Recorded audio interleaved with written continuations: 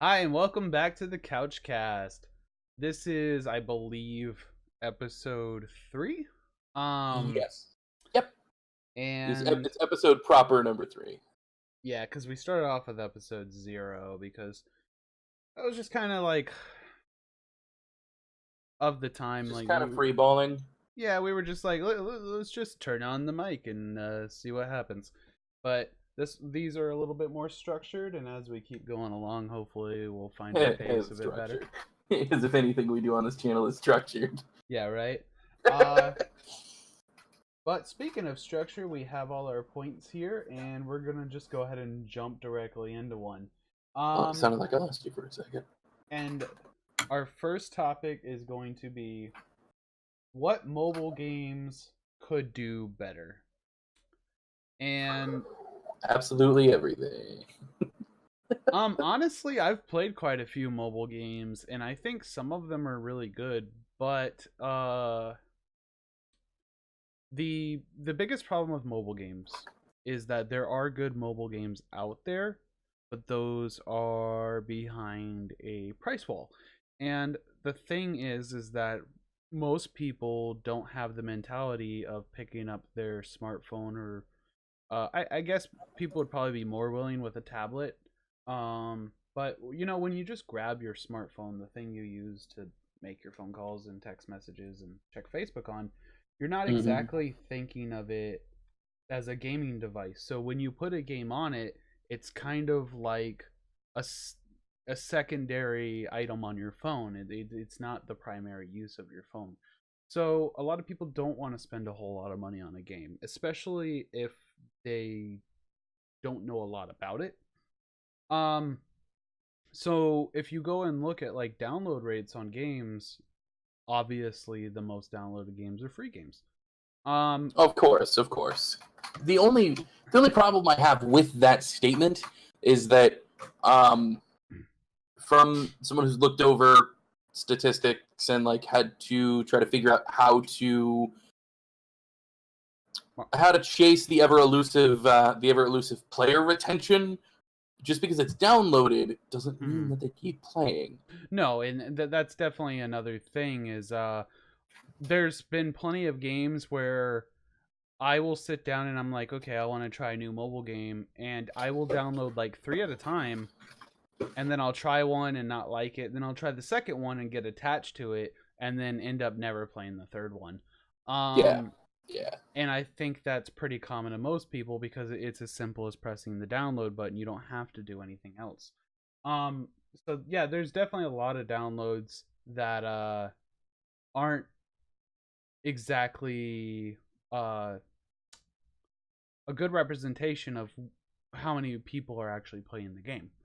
And that could be said yeah. for just about anything free, even on PC. Like people No, download absolutely. MMOs all the time. Like Hmm. I've definitely downloaded more than one MMO in a day.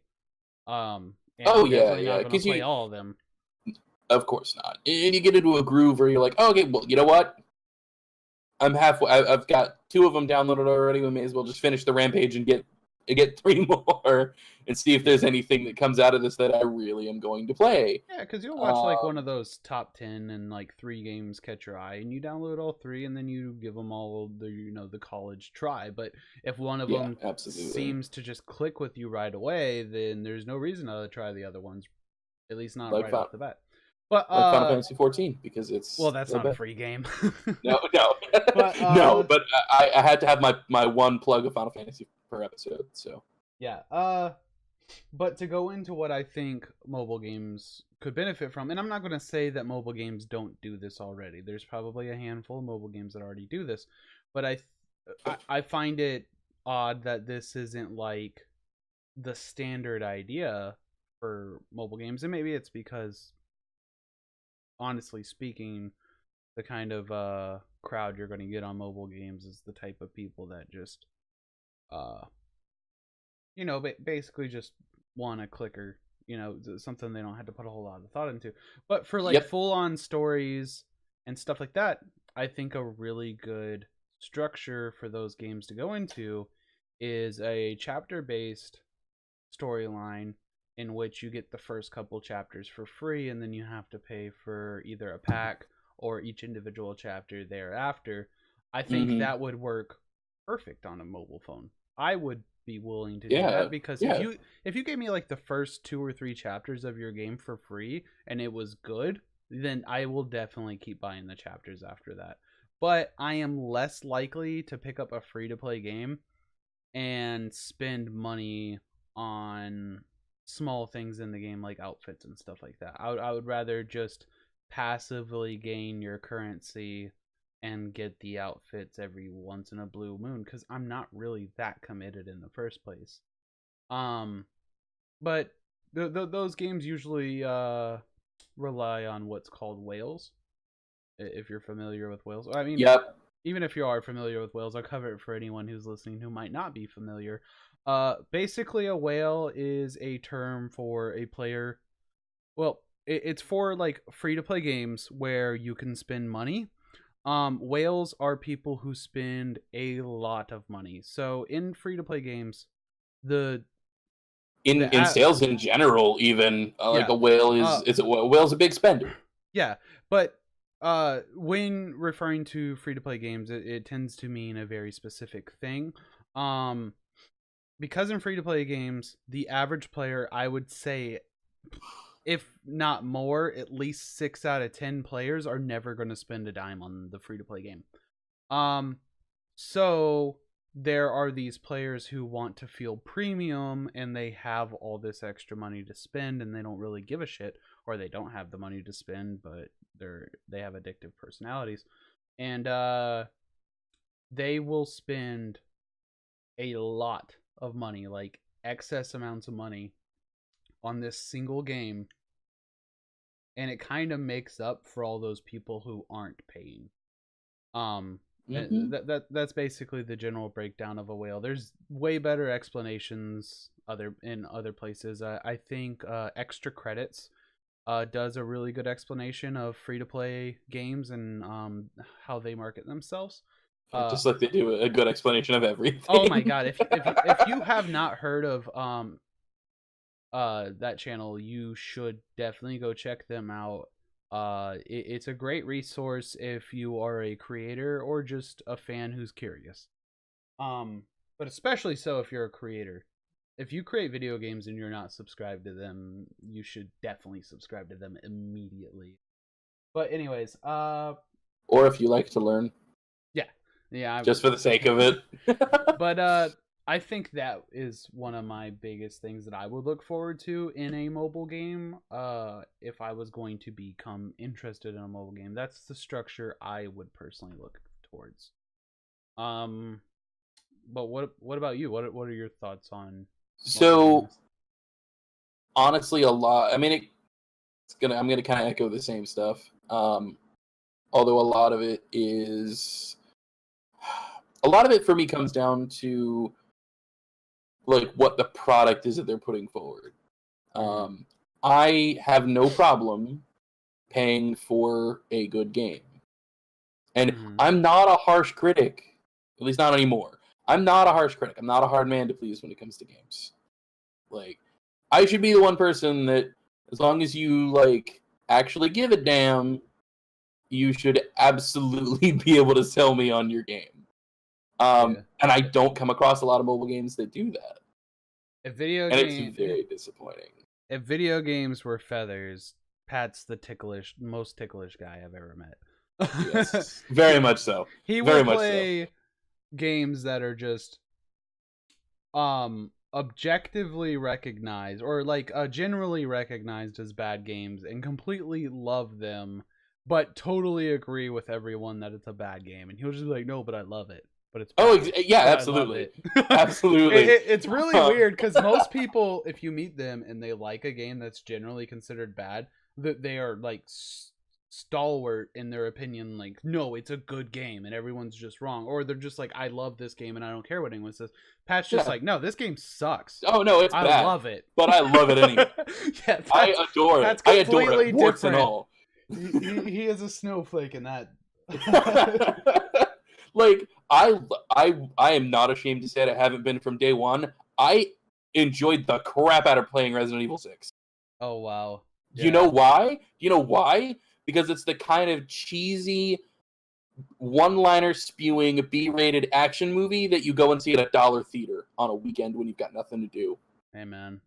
And that's exactly what I did. I played it on a weekend when no one was around and I had nothing to do, and I enjoyed the crap out of it. There you go. And now I loved the atmospheric portions in the beginning of Leon's campaign, but it shot itself in the foot after that. It wasn't a horror game anymore. It was literally just an action game at that point. But that's what I went in expecting. So. Okay. With the mobile game, I'm assuming you were leading up to something, and then we. Yes, there are 2 mobile games that have won me over. Now, the 2 of them, potentially soon to be 3, because there is another one that I do intend on giving a try here soon, on the recommendation of a YouTuber, sadly. And these 2 games are, I don't even remember what it's called. Give me one sec. I don't remember if it's Legendary War or Legend Battle. Well, what's it about? It's the Power Rangers fighting game. Oh, okay, yeah. So it's the Power Rangers fighting game. Disappoint him with that. Yeah, exactly. As long as it's accurate to Power Rangers. as long as the characters are accurate. Now they did do one thing that really frustrated me. They added Street Fighter characters, and I love Street Fighter. I adore Street Fighter. I don't want this. I decided to play the game as a Power Rangers fan.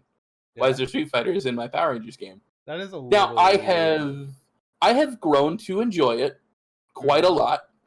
Mainly because they did do a short film about it, and like kind of they gave me a reason to care about why Ryu and Chun-Li and these Street Fighter characters are present. So they made it make sense, and we got a kick-ass new Ranger out of it based on Ryu. That could potentially be pretty cool. He better be a White Ranger. Oh yeah, it's a mainly white uniform, and it's got some gold, and he's got a red bandana on his helmet. Yeah. It looks really good. I'll have to look that up later. Yeah, for something that was clearly like cobbled together out of different costume types, it looks really nice. That's and the other one is Digimon Links, which is essentially the entirety of it's the whole battle system from the more recent Digimon story games for the Vita and the PS4. And what's kind of funny is like how contrasting we are when it comes to mobile games. Because if I look at the mobile games that I like, the only one that has anything to do with something I've liked beforehand is Hearthstone, but Hearthstone's just a great game. Yeah, Hearthstone's arguably the best mobile game, but yeah, as far as like I can agree with that, a well put together game is concerned. But I'm looking at all the games that I actually am willing to play. Like I played King's Raid for a while. Grand Blue was pretty good, even though Grand Blue's not technically like the easiest thing to put on your phone because you can't just go to the Android market and install it unless that's changed in the past month. But I mean it depends on the game. Like I had to do that with Digimon for a while. Yeah. But yeah, so like I tried out games that were based off of things that I already liked, and just because I didn't really think that they were good games, I just dropped them. I was like, okay, this is just a worse version of that other game that I played. The only thing that's better about this version is that it has characters I already like. But I was like, at the end of the day, I don't really care about that kind of stuff personally. So I would just go with the game that plays better, even if it has characters I don't care that much about. And that's entirely valid. But like I chose the mobile games that I did because of what's in them and who's in them. Yeah. Because that's... Oh, and another example of a mobile game that actually did something pretty well. I think mobile games that understand their platform, like everyone's going to be on a smartphone. You could just assume that. Like there's definitely going to be people on tablets, but yeah. if I was going to create a mobile game, I would just assume that a vast majority of people are going to be on their smartphone because that's what they already have, and I would make Exactly. it according to that fact. Uh, Hmm. One thing that's very common, but I don't personally prefer it, is any game that forces you to turn your phone sideways. I don't prefer that. I don't think it's horrible. It's not going to turn me off of playing a game. Some of the games I I mean, I, play I think do it's an make you odd do thing that. to. I think it's an Uh, odd thing for a developer to overlook. there's actually one game that I played. I didn't love it, but it was really, really interesting because it lets you play either way, and it didn't feel like the type of game where that would be expected because it was kind of like a turn-based RPG in a way. Not exactly, but it was sorta. And if you turned your phone, it would take like 3 seconds, but then it would readjust the UI to fit whatever way you were holding your phone, and That's it was cool. it was brilliant. Like it was like really cool. Like if you wanted to see more of the battlefield, turn your phone sideways. But if you just want to sit there and play your game with one hand while you're just relaxing, then that's an Yeah, option while too. you do God knows what. But yeah, so that is kind of one thing that I think is an oversight is with a lot of mobile games that try to take themselves seriously, they immediately force you to play with two hands. And it's like, I Mhm. get it. Like, if you want to be completely immersed in a game, then that's probably the better way to do it is, to have your two hands. Because there's those games where one hand's an analog and the other hand's controlling your abilities. Like, that makes sense. But for anyone who's just like, sitting on a bus or at their friend's house just trying to kill a couple minutes while they wait to go get dinner or something like that. They want to pull out their Mhm. phone, unlock it, and just play a game for 5 minutes and then lock their phone and put it away. I mean, Yeah, I don't. exactly. I Exactly. think that is definitely an oversight by a lot of people that could Well, easily and work in a way for their UI to work in oh two yeah, different ways. And I absolutely. And only say in that an because era let where me look at the game so people know what I'm talking about. I think it's this one, Knight's Chronicle. I think that's the one where you can play in both um, portrait and landscape mode. mm, I don't know. I think like in an era that we're in is where everything is as accessible as it is. It's Mm-hmm. super silly for the games that we decide to put on literally, quite literally, the sum of all human technological development. Like what we decide to carry with us are usually poorly made, poorly put together, not very well supported. It just Yeah, doesn't and make sense. to be honest though, like if we would have had this discussion just a few years ago, uh, especially the years when I was in college, because I tried to get into mobile gaming when I was in college for obvious reasons because I couldn't Hmm. take my PlayStation with me, and didn't Yeah, of have course.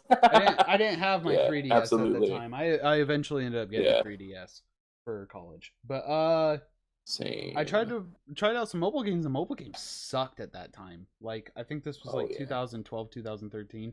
They sucked. They were not worth my time. Nope.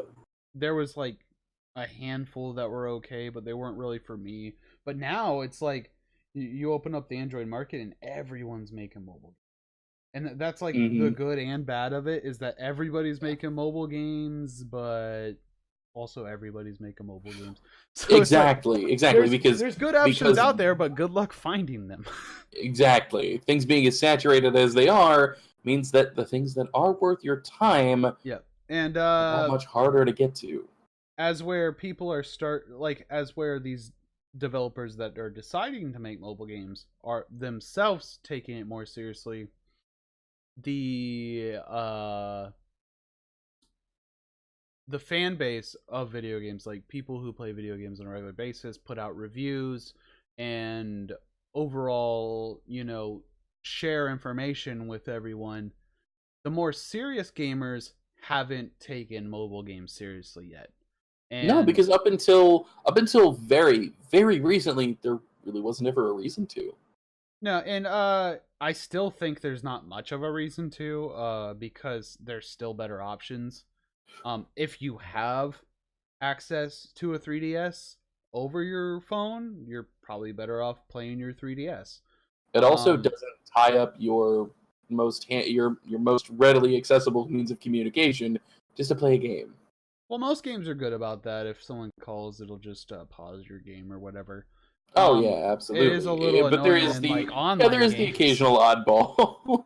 Like, that's the one downside of playing Hearthstone on your phone, is if somebody calls, well, I hope you weren't in a ranked match.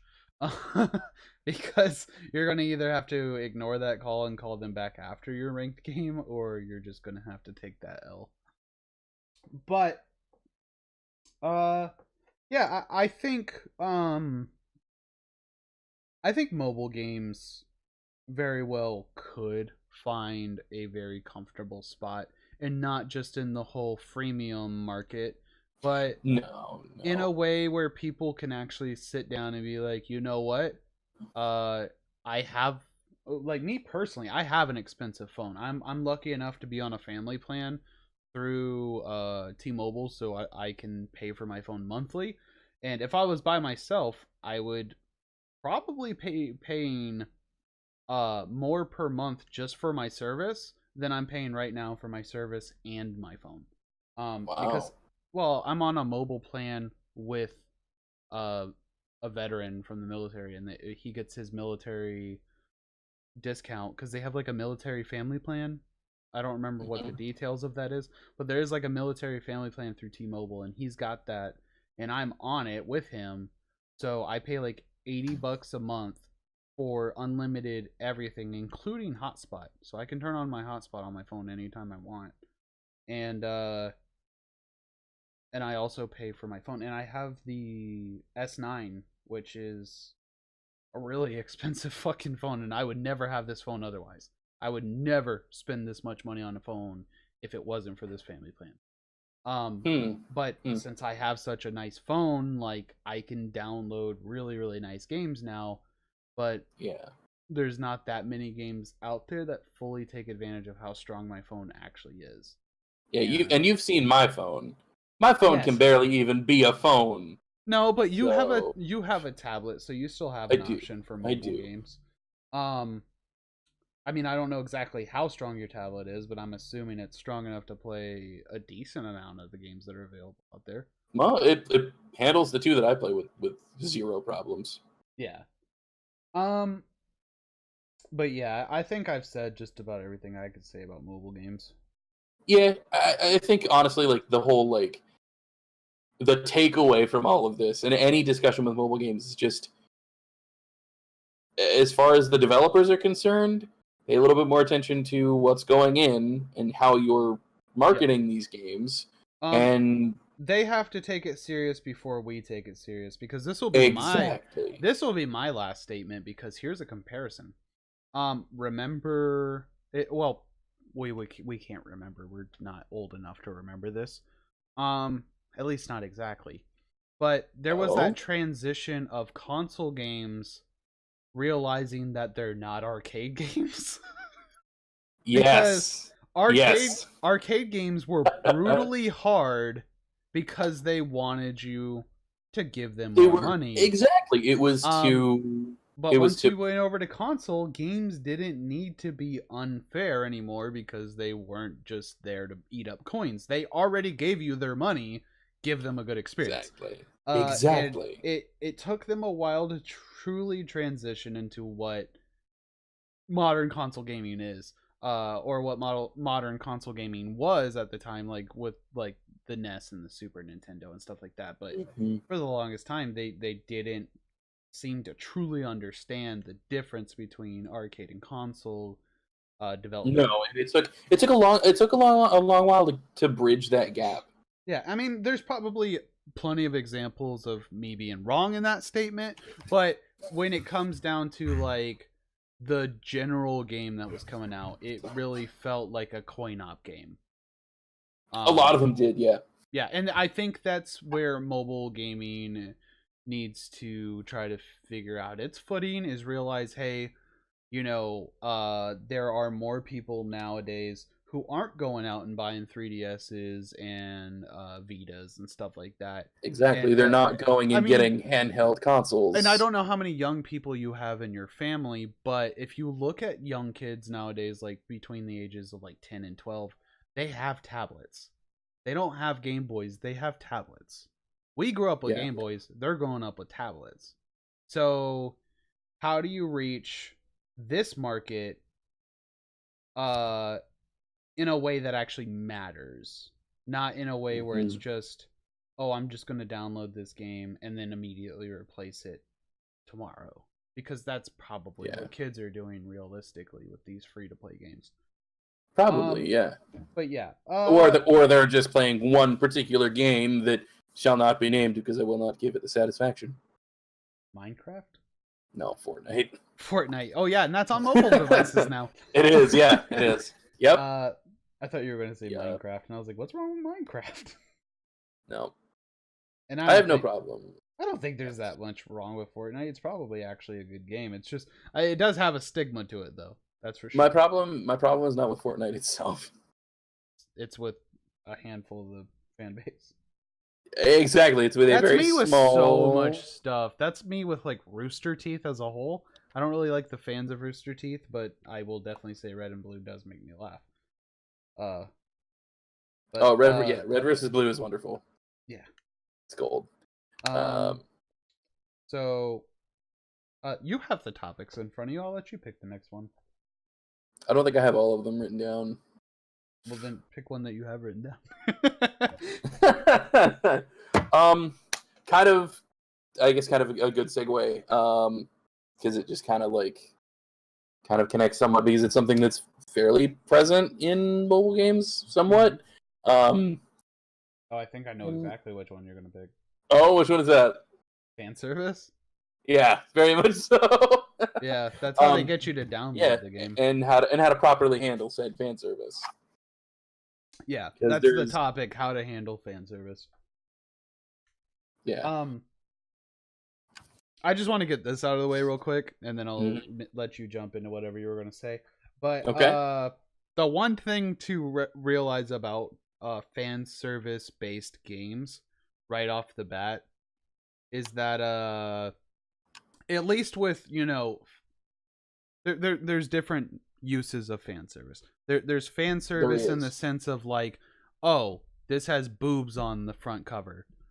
Some people will use fan service to reference that, but then there's like the actual term of what fan service is actually supposed to be, and that's like making a game with Sonic and Mario in it, like that's fan service, or making references to, like, if you made a role-playing game that referenced other popular role-playing games, that would be fan service. And my opinion on those kind of fan service games is that they're immediately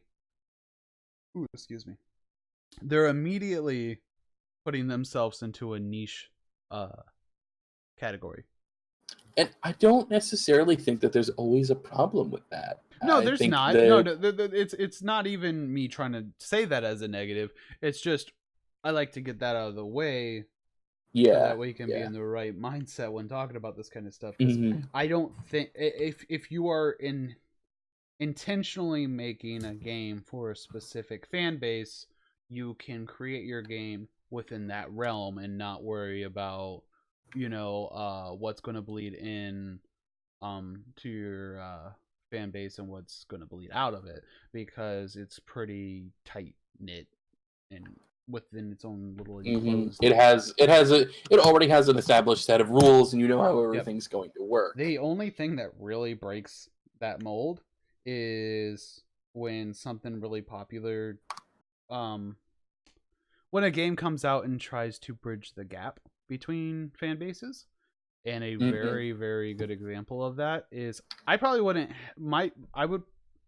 would say there's a handful of my friends who would have probably never played Final Fantasy if it was not for Kingdom Hearts.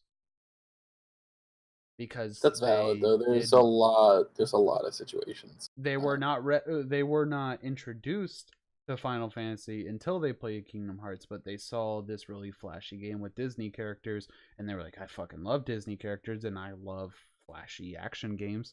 So they picked it up, and then they see all these Final Fantasy characters, and they're like, what's that? And then they find out about Final Fantasy, and then they fall down the rabbit hole, so to speak. Exactly. They fall down the rabbit hole after they fall down the rabbit hole. Exactly. You know, and one of my favorite RPG, oh my god, what am I blanking on? Thank you. Franchises? One of my favorite RPG, franchises that is not Final Fantasy is entirely predicated on not only fan service, but taking the piss out of all of video games. Yep. And it just makes fun of everything in the industry. I haven't played it or even watched gameplay of it, but the way Pat explains it to me, which is probably not the best way. The way Pat explains it to me is like he's trying to convince me not to play it. Because he's telling me all the things that I usually don't like about games. But to be fair, I could easily explain Kingdom Hearts to someone in a way that would make them never want to play it. But I just sold. Yeah, I actually sold one of the employees at GameStop today. I went in there and I sold him on finally giving Kingdom Hearts a chance. Because I don't remember exactly what brought it up, but something. Oh, he was asking me if I needed to make any pre-orders, like they always ask, and I was like, nope. The only thing I'm going to pre-order, and I already have it pre-ordered, is Kingdom Hearts. And then he was like, oh well, I've never gave the series a shot, and I was like, I highly recommend you do, but go in it like this. It's very, very convoluted and it's complicated, and there is a good story there, because he was like, I heard the story is really good. And I was like, the story is good, but go into it knowing that you're not allowed to take it 100% seriously. Take it seriously. It's not intended for you to take it seriously. It's really hard to explain to someone Kingdom Hearts, because you're like, take it seriously, but don't take it seriously. But take it seriously, but really don't. Yeah, exactly. See, that's the accurate way to consume Kingdom Hearts. Is you have to that is the perfect way, yeah, while knowing it's not serious. Yeah, because it is, but I mean it's not, because it's like, yes, yeah, no, it's not something that's ever like, really Kingdom Hearts itself. The idea of Kingdom Hearts, not the game, but the thing inside that's called Kingdom Hearts. Oh yeah, Kingdom all three Hearts. Of them, all three Kingdom Hearts. This game is so dumb. That's the serious part. But then Mickey comes out and does like fucking backflips with a giant key in his hand. It's like, oh, and then you're like, oh yeah, this isn't serious. Yes, it gets so fun. We're like, oh wow, there's actually a universe at stake here, and then Disney characters start showing up out the ass. You said, no. It's like there's a sad moment. This universe can go. It's like you. It's like the camera's panning, and a sad moment just happened, right? And the camera's panning. You see Riku, and he's upset, like one single man tear, and then you see Kairi, and she's just really upset, and you see Sora, and he's all angry but also upset. And then it pans over to Goofy. And Goofy's like, exactly. And he shatters the moment. And then, like, you're just sitting in front of your screen, like, you're about to cry, and then you see Goofy, and you're just like, huh? But yeah. So, if you haven't played Kingdom Hearts, play Kingdom Hearts. Very much so, yeah. Yes. It's good shit. Oh my god. Good shit. After you understand Kingdom Hearts, you will be if you didn't drink coffee before, you will afterwards. Let's just say that. the amount of brain power it takes to comprehend all of what's going on at the same time, and it shouldn't, is stupid. It should be the simplest story, but it's not. It's one of the I feel like that's intentional though. It's fantastic. It's so fantastic how stupidly complicated Kingdom Hearts is for how dumb of a premise it is. It's like Final Fantasy and Disney come together to make an RPG, and you're like, okay, so it's just gonna be like, oh, let's collect all the fucking doodads and put them in the But doodad no, machine. but And they're no, like, there's no, these- you have to collect hearts. And if you lose your heart, you become a heartless. And when your body's left behind, you become a no. I don't want to go too deep into it because I could literally sit here and explain for the rest of this hour. Oh, you're no. Well, that's the thing. Is like the easy way to sum it up is you are literally an entirely unprepared, unaware, unqualified 13-year-old. And literally, he's unqualified because he wasn't even supposed to get the Keyblade. Yeah, exactly. That's great. He is in every way unqualified and unprepared, and you are going to fight a literal army made of the embodiment of evil that resides within people. And if you mess up, all of existence will be plunged into darkness. But don't worry. Brought to you by Disney. But don't worry, you get to sing Under the Sea. Yeah, exactly. you get to sing Under the Sea and ride on the magic carpet at one point. And you also get to drift with Simba. And if you haven't played the games, that's gonna sound really weird. But if you have played the games, you know exactly what I'm talking about. But I don't even remember what the fuck we were talking about. We were talking about Neptunia. Oh yeah. Yes, we were talking about Neptunia. We went on an 8-minute tangent about Kingdom Hearts. Exactly, I'm so sorry, guys. I'm so sorry. So the entire premise of Neptunia, like I said, is entirely meant to take the piss out of all of gaming, all the weird quirks that the industry has, the way the developers act, the way the console creators act, and there are 4 main characters, which are great, even if you don't know what they're based on. There's a character based on the PlayStation. Her name is Noir, and she is very. She thinks very highly of herself and acts like that. Like that's what she is. Everything has like a certain level that it has to be at before she's willing to acknowledge it. Oh, jeez. Nintendo is the one that takes the girl based on Nintendo. Her name is Blonde. Wait, she takes her job. I feel like if you're based off of PlayStation, you have to think really highly of yourself, but not be as good as you think you are, but you're still pretty good. Like you're good, but you're not as good as you think you are. And they regularly you think nobody can screw you over, yet people do it on a regular basis. Oh yeah, because they regularly put Noir hacking PlayStation devices has been it's generally a lot easier than all the other. It's a barrier for entry at certain hacking forums. PS1 is the easiest thing to hack. All you have to do, like the easiest way to hack that, open it up, tape something, and then swap discs. Oh yeah, absolutely. The disc swap method is like hacking 101. Yeah. It's fucking kidding. But yeah, go ahead. You know, but I just wanted to take the piss. Oh no, all is well. That's fine. I clearly like that. We can talk shit about Xbox too when we get to that character. Oh, that absolutely. character just falls asleep sometimes and you can't wake her up. That does happen a time or two, but it's very rare. It only happens in the beginning of the series. Just like the beginning of Xbox 360. It only happened in the beginning. It happens once or twice. And it is intentionally to take it's to take the piss out of the Red Ring of Death. But there is the character based on Nintendo, or specifically based on the Wii, and she takes her job very seriously and is realistically the only one that's a good ruler of the country she rules over. Oh my god. Which is, again, pointing the finger at Nintendo. Ruling the country that they rule. Oh my gosh. Yeah, Nintendo would be a fucking... Well, each of the main 4 girls that are they're world leaders. They each rule over a country. Oh, they rule over their fan base, and then exactly. That's exactly what it is. Sega has like a town. Oh no, Sega has a whole country. Oh, but the Sega is actually, I think, the most ingenious one. So everyone knows that Sega is no longer in the console. They don't make consoles anymore.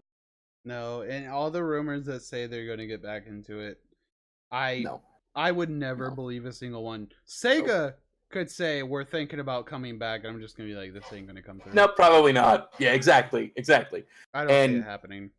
Yeah, and the main character is the one that's based on Sega. She's based on the defunct, never completed Sega Neptune. console that unfortunately never saw the light of day.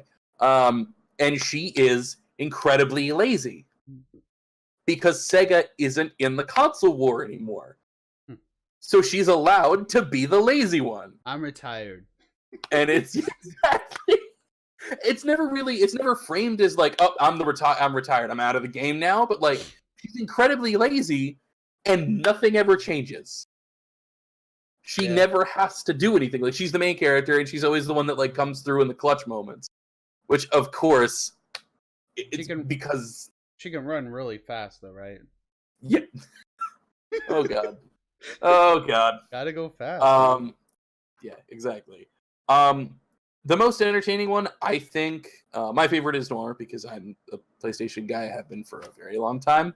I have to say this though. If I was going to do something like this and I was going to make characters based off of those 4 companies, like here would be their fighting styles.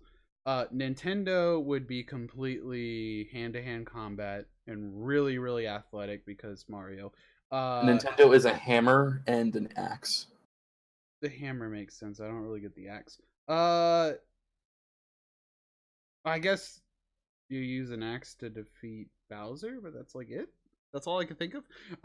With Sega, they would have to just be a really, really like... I would basically just make that character like a ninja. Well, she uses a katana in both forms. So. Fucking with Xbox, that one's a given, like guns. Just fuckload of guns. Like that's how I'd make that character. Just now that does seem like the obvious. But it sadly is not her weapon. She uses a lance. Ew. Yeah. I don't know. I feel like the weapon choices for each of them are supposed to represent something, but I don't know for sure. Yeah, because you can't even like make the argument that Xbox is far-reaching because they're really not popular. They're really not outside of like Western audiences. Like Japan does not really care about the Xbox. They never have. Yeah. They have them, but they don't really care. It's never really anything that's been... Even when Xbox was recognized as the supposedly better console during the 360 and PS3, and that's not me taking sides. That's just how it was generally viewed. Yeah, most people had the 360 during that time. Exactly. If you were going to have one console, it was more than likely going to be the 360. But if you go by the sales if you were in numbers... Japan, you had a PlayStation because that's where all the Japanese games go. Exactly. And Japan loves Japanese games. Exactly. They kind of have to. I mean, it makes sense. Well, they're made specifically for them, so. Yeah. And then like the character that represents Xbox is tall, blonde, gigantic breasts. Gets accused of being a sleut all the time. They make comments about how she needs to. She's always looking for a man, which she's not. But like that's the kind of character that they have for the Xbox. Now, and the fun little thing. If you've played Xbox One and PS4, the PS4 actually has a really big problem right now with their messaging system where you're constantly sent fake messages, and now those fake messages can brick your system. Awesome. Yeah, I don't know if you've heard about that, but if you get a message from someone, if you see a notification for a message from someone you do not recognize, don't even open it, okay?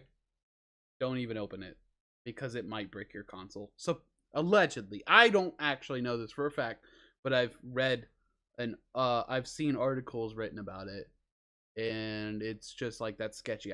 There's definitely scammers out there who will message you trying to come off as girls who are interested in you for whatever reason, and then they're gonna try and get information from you.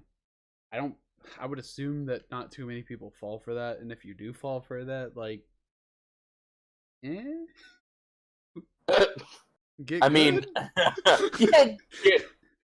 get good, Scrubs. I don't know how to. Maybe.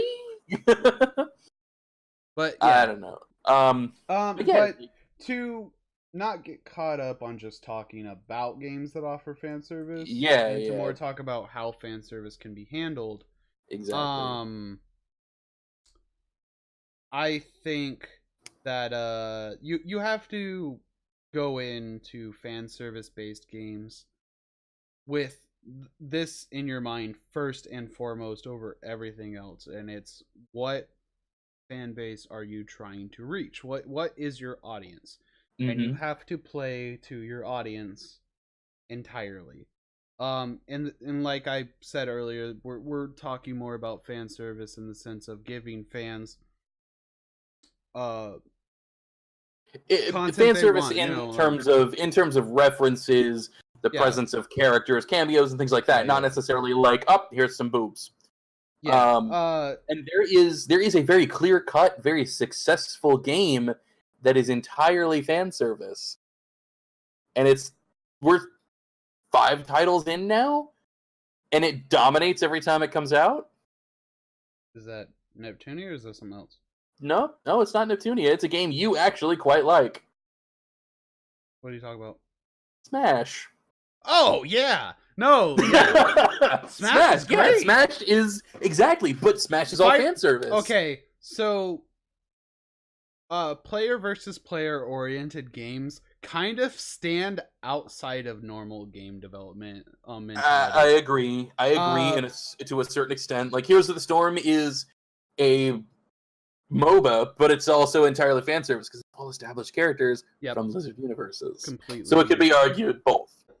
Uh, no, but like what I'm saying is, when you think of these types of games, like if you say, hey, I want to have a game where X franchise fights Y franchise, as long as they thematically meet up, all it has to do is play right, and nobody's gonna give a shit. Oh You yeah, don't even have to give an and that's all that's excuse. necessary. Because Marvel versus Capcom, I don't care what the fucking reason is between Yeah, I don't Ryu care why fighting they're fighting. Spider-Man. It's just I Ryu don't fighting care. Yeah, Spider-Man. It's a fun fighting game. exactly, That's all and I it's give a shit fun, about. and it's fun. Yeah, But however, and like seeing a Fire Emblem character stand next to uh like Lucario is weird, but it's also a lot of fun, so fuck it.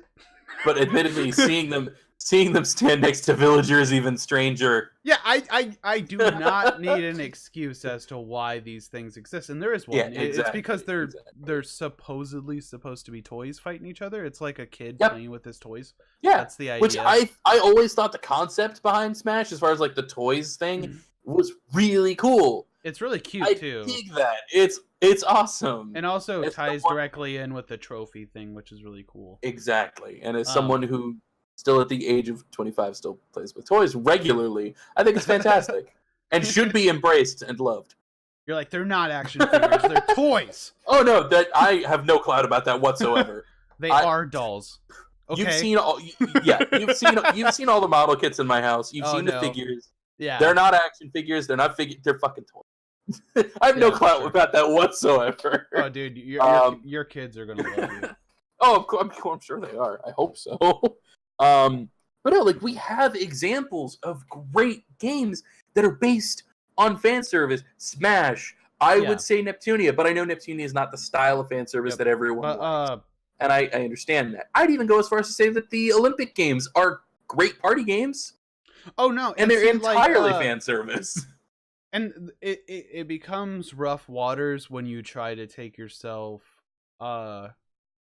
into more of like a serious route, in the sense of like you're actually trying to tell a story and you're trying to have like a structured world that you're building. That is when it becomes a lot harder to do, because very much so. You are playing against or trying very, very hard to balance a well-recognized canon. You know what really threw me off as far as that?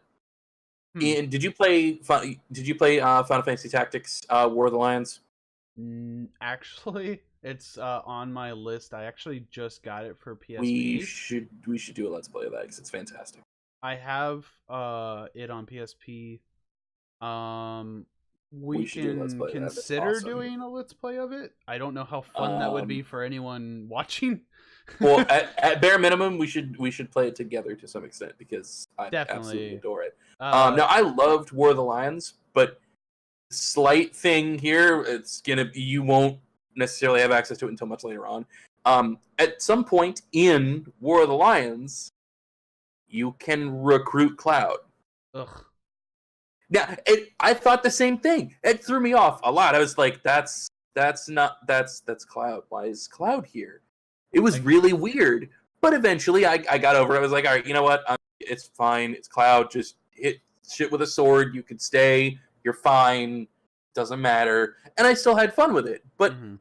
I can definitely understand where seeing a character like Cloud in Final Fantasy Tactics is super weird. And then you have stuff like World of Final Fantasy, where if Cloud doesn't show up, It's weird. exactly. No, and like, see, Like that's the it's difference. so Is weird. I mean, obviously, I just showed my disgust for it. I went ugh. Like as soon as you said it, that Yeah, kind of exactly. stuff bothers me because I know War of the Lions is its own game. It's its And own it's great environment. Now, and from what I've seen of it, it does look like a fantastic game.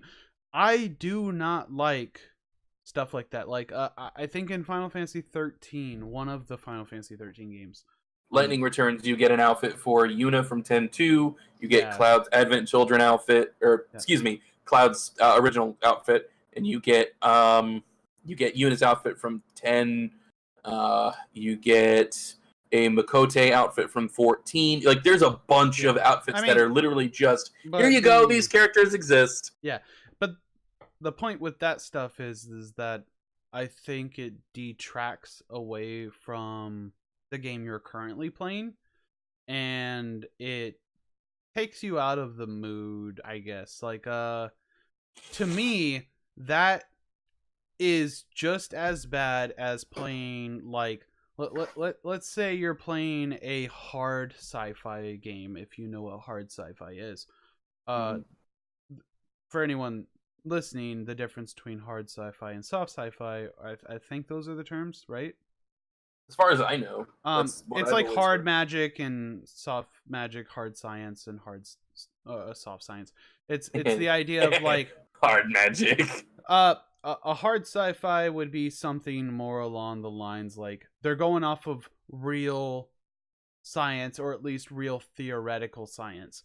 Yeah, As where there's a basis on theoretically established yeah, principles or factually established science. yeah. So if you see something fantastic happen in a hard science fiction story, it likely has the science to back it up if you look for it.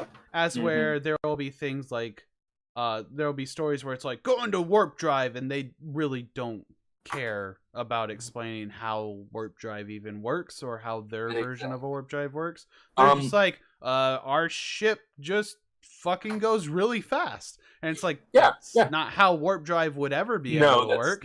not 'Cause at all. Not you at can all. never go faster than the speed of light, and the speed of light isn't as fast as you think it is when it comes to the overall of the universe. But I don't want to get too hard into No. the science of I mean, we can. space travel. I'm ready. No, I am ready for this. but the timer is not. The timer of this recording is not. Yeah, no, that's understandable.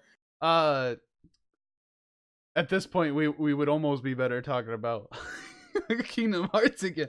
But no. Yes, valid. So, if you're watching like a hard sci-fi story, or you're playing like a hard sci-fi game that's trying to base itself off of theoretical science and like real science that we can actually back with facts, and then all of a sudden they're just like, this happens, because you're going to feel really, really out of place. Mm-hmm. Well, it's like playing Mass Effect versus Faster Than Light.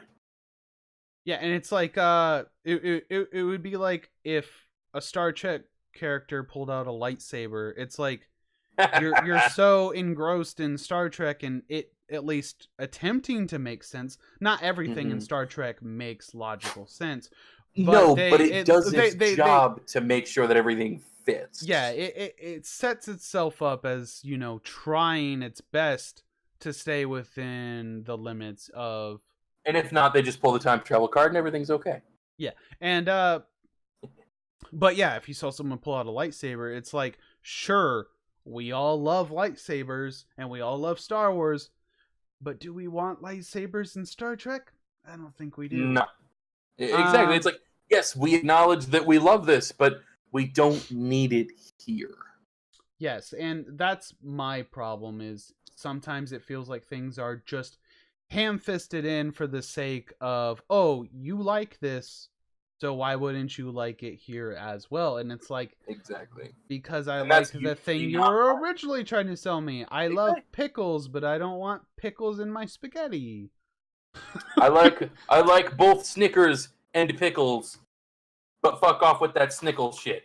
That's Snickles shit. I have do not no want your desire. Snickle. I do not want your Snickle, sir. Get that out of my face. But yeah, I think. Fun fact: I actually don't like Snickers all that much. Okay. Just a little fun thing. just oddly enough, I don't like Snickers. Writes it down. Pat does not like Snickers. So, yeah, does not like Snickers. But yeah, so I think fan service has to understand what it's doing, why it's doing it. Very important to know why you're doing it in the first place. And Like, I would say almost as importantly, who it's doing it for. yes, that's probably the most important thing, is who are you doing it for? Because there's a big difference between the fan service that you could give to a Resident Evil fan and the fan service that you could give to a Pokemon fan, because one of those things tends to take itself a little more seriously than the other. And of course, I'm speaking that Pokemon takes itself way more serious than Resident Evil. Resident Evil could do. Oh, absolutely. Resident Evil gets away with whatever it wants and just uses Wesker as an excuse. I mean, that's kind of fair. I'm not joking. Like, Yeah. that's their philosophy.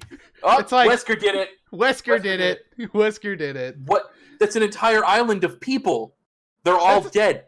Wesker's been dead for 2 games. Wesker did it. All right, fuck you too, Capcom. Wait, Wesker killed himself? Look, don't ask us questions. Just understand that Wesker did it. Wesker did it. That's all you get. Wesker's dead, but Wesker's going to be in the sequel. He just died. Wesker did it. All right, fine, whatever, Capcom. You're clearly not in. You're not in this for anything other than money anymore. So I'm just let me know when it's here. I'll just whatever. Look, here's my wallet. Yeah, exactly. I'll come back. If the money's gone, it's gone. Exactly. I mean, it's like, here, go buy yourself something nice. Just give me the game. We'll move on. We try next time. Just put Wesker in, make him take off his sunglasses at least once, and then put there him back on. There you go. Exactly. Have Chris shoot off his sunglasses or something cool like that. Have Chris punch a boulder. I don't care. Exactly. Give me Boulder Puncher Redfield. I'll be happy. We'll move on. Problem solved. Try again next time. Anyways, and then we get to Resident Evil 7, and they actually step up and do it. Anyway, that's the end of my soapbox. But, yeah, I think fan service has both really good examples and really very bad examples. Very bad ones. But for the sake of time, we will go ahead and head on to the next thing. Yeah, we're gonna head to the next topic. Okay, now I'm gonna jump onto my soapbox, which I'm sure a lot of people will immediately want to yank out from under me. Okay, what you got? I'm just going to go ahead and make a bold statement, and then I need you guys to give me just a little bit of time so that I can back it up, because this statement's going to sound very wrong to a lot of people. So just take the pitchforks and raise them, but don't start yelling yet. Yeah, like, take out the torch. Maybe give me a minute before you light it. Yeah, exactly. This one's gonna be fun. Okay, I know where you're going, and this is gonna be fun. Yep. Here it is. character creation isn't that great. All right, that's all I wanted to say. That was the end of the I can hear the angry mom. Explain to us why, because they're outside the window. Now, yeah. Okay, so character creation in itself as a mechanic isn't like inherently bad. I just think it's misused a lot. And I think too many people put emphasis on character creation being a positive in a game before they even like take into consideration what kind of game they're playing, because there are so many examples of where I would have preferred to not have character creation, or at least games that had character creation but did not take care of them in the way that they needed to. For that particular idea where games have character creation, I wanted character creation, but they didn't handle it right. Games kind of like Fallout 4 is a decent example. It's not a perfect example. I wish I could think of a perfect example. Dragon Quest 9, from what I hear, I haven't played it myself, so I can't really say on that, but I hear that a lot of people didn't prefer having character creation in that game. But I think that in a game where you're going to have character creation, you have to immediately commit to the idea of player choice. And if your game doesn't have a good sense of player choice, you're better off just going with a protagonist. Yeah, absolutely. You're better off giving them, like, I probably say this a lot more than is ever necessary for one person, but like, part of a game is to, like, part of the appeal of a game is to give you a world that you can care about, and the best way to learn about a world other than your own is to speak to someone from that world at length. Yes. Someone like... Yeah. I'm sorry, go ahead.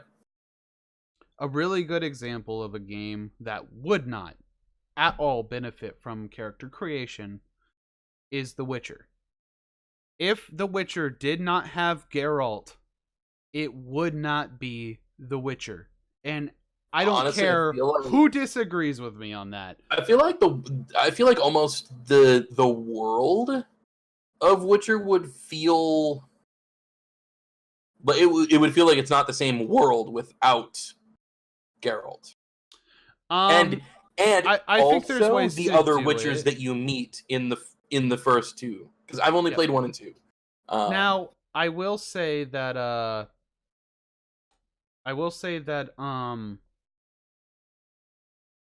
The Witcher can move forward without Geralt, but the games that we were handed already, and I know this is kind of unfair to say based off the story structure, but I don't think Witcher would have caught as much attention as it did if Geralt wasn't in it.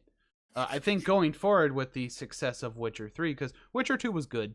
I loved Witcher 2, but I can't pretend to think that it was as popular as Witcher 3. Witcher 3, there's a good majority of people who only played Witcher 3. And for good reason. It's an amazing game. It's fucking great. If you I've been told. If you like big open world adventure RPG games and you haven't played The Witcher, then add it to your list. What is wrong with you? I mean, I think you can get like the complete collection right now for like under $30. So just do it. Like, go grab it. And if you're unwilling to drop $30, you can get the base game itself, which is like 60 hours worth of content. Yeah. It's plenty hefty all on its own. Yeah, you can get that for like $18 probably. Just bear in mind that depending on where you start, Witcher 1 is a little rough around the edges. This is my personal opinion. If you're going to start with The Witcher, either play The Witcher 2 or The Witcher 3, and I would highly recommend just play Witcher 3.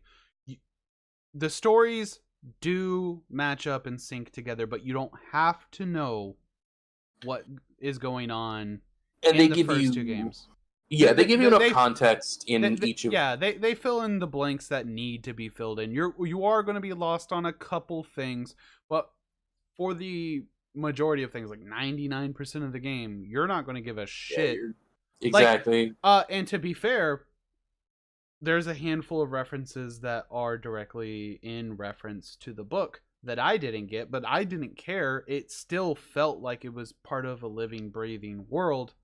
So it didn't bother me that I didn't read the books, because it's like it's there for the people who read the books, and it's not so in your face that it's a bothersome, like it's a bother if you have. Yeah, it never becomes something that did you read the books? You would understand this if you read the books. Like it never pesters you. It's more like a guy talking to you and then slightly looking off to the side and winking to the other dude because they're in on a personal joke. Exactly. You won't get the inside joke, but that's fine. You still get the main conversation.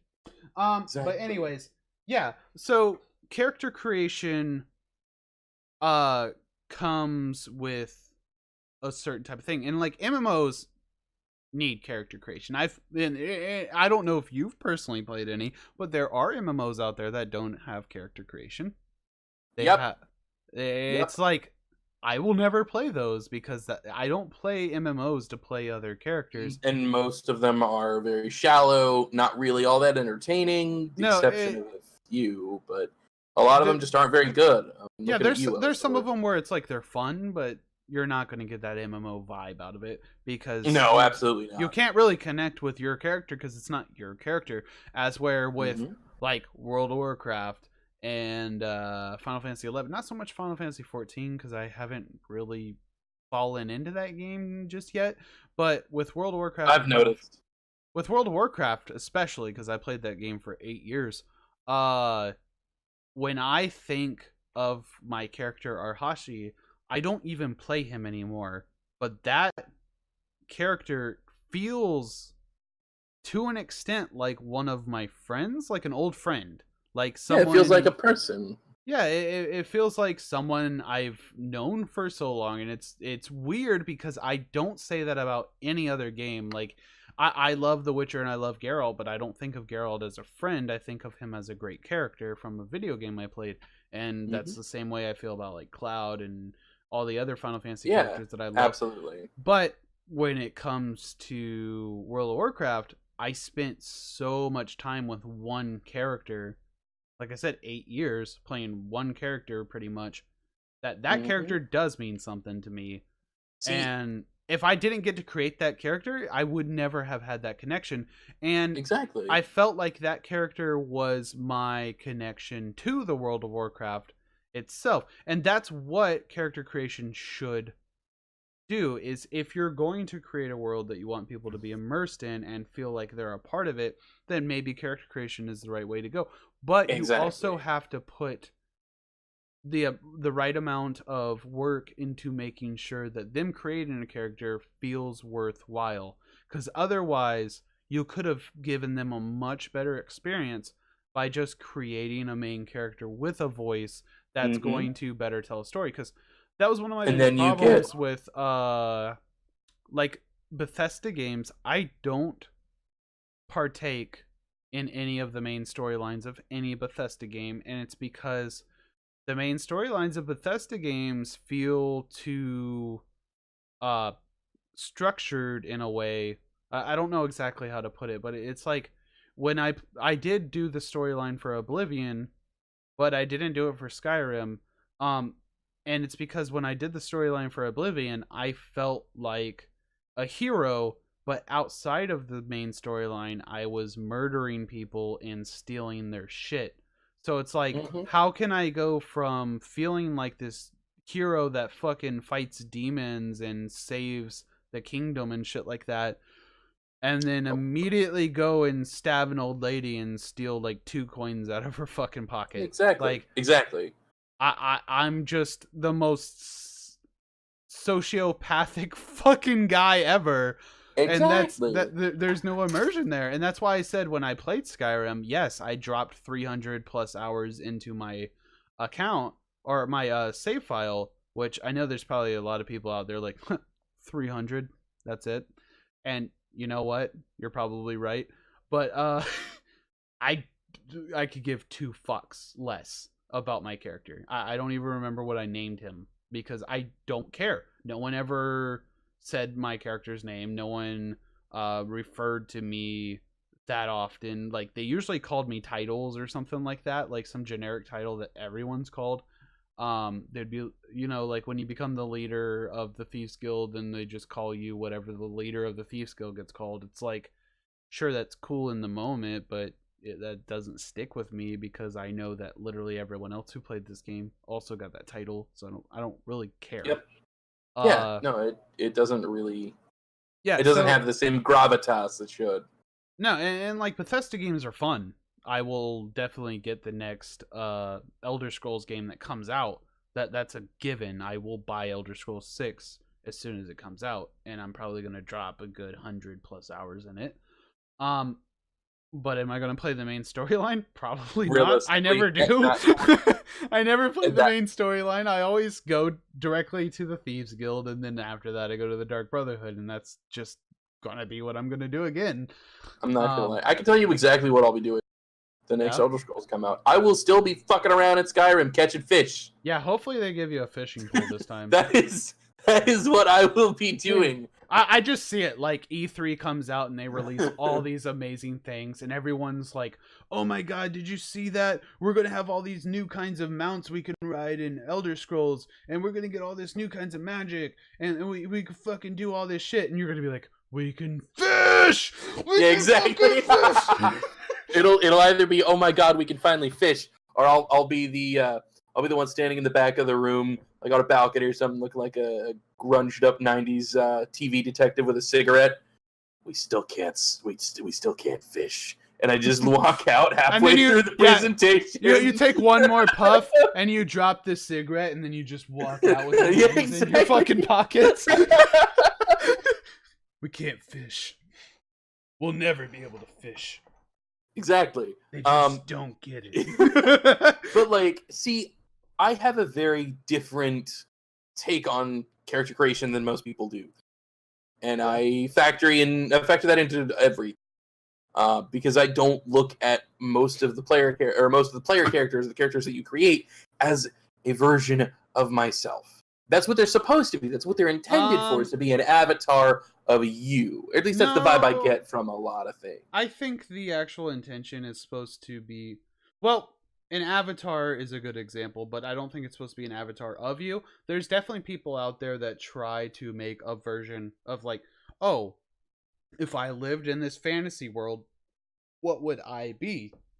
Yeah. But then there's people like me where it's like, whose eyes do I want to look through this time? And then there's you where it's like, who do I want to take this journey alongside? Exactly. That's very much so how I look at it. It's not a character that I'm controlling. It's not a character that I've created. It's a person in this world that I have met and am traveling alongside, and they are my key into the rest of this world. To you, it's like you're living vicariously through characters, as very much so. Other people feel they are emulating these experiences. Mm-hmm.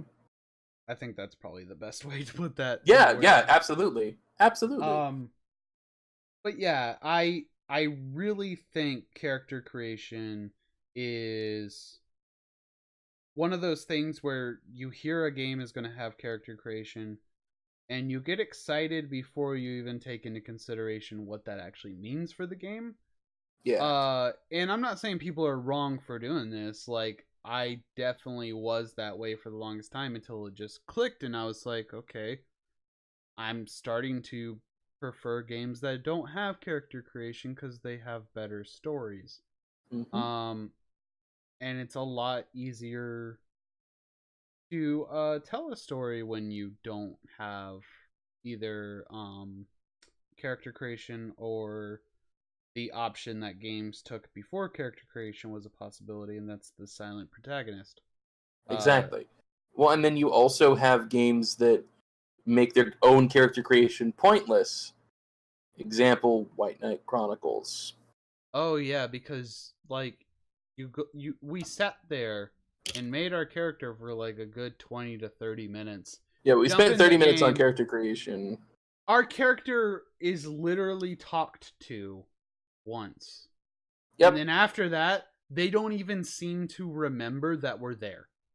Yep. Like, they just kind of do their own thing. Our character we're in none of the cutscenes. We're just kind of off in the back. We're just like, whoa, this is happening. Yeah, the created character in the created character in White Knight is literally the cameraman.